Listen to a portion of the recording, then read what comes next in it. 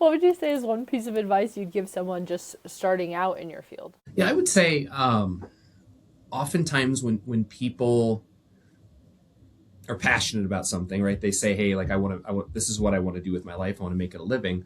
And I think I was guilty of this myself. I think there's a mind switch that needs to occur that if you want to go into business doing this, you're going to be a business owner that happens to be selling, in my case, kicking and punching, right? You're not a karate guy that has to figure out QuickBooks a little bit to be able to make it, right?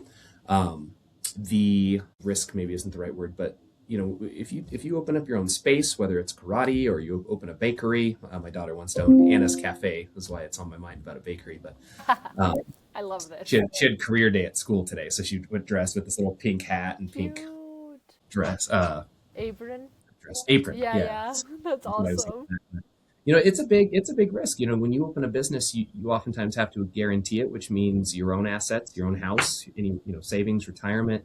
You're pledging it and saying, hey, if things go wrong, this is what you're going to take from me, right? And so I think the biggest piece of advice that I would give is try to make that mind shift and say, hey, do I know enough about the business side of this endeavor to be successful that'll keep it from stealing my love of the thing that I love to do? If you love baking, but you can't make your mortgage payment on your, or your lease payment, you're going to stop loving baking. It's going to take it from you. And so, the good thing about business to me is it's a very learnable skill.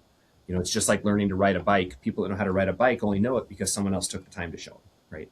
And so there's, here in Wyoming, for example, there's some amazing resources that you can go to. One that comes to mind is LCCC. The community college has incredible classes led by Minden Fox that can help people really understand, what is a business model and why does it matter? Mm-hmm. And what does cash flow look like? Because a lot of businesses fail not because they're not making money, but because the timing of when the money goes out and comes in is aligned in a way that they just can't meet their obligations. And before they can, they go out of business. So I would say that would be my biggest advice is make that shift to, okay, if this is going to be a business, do I know enough about it?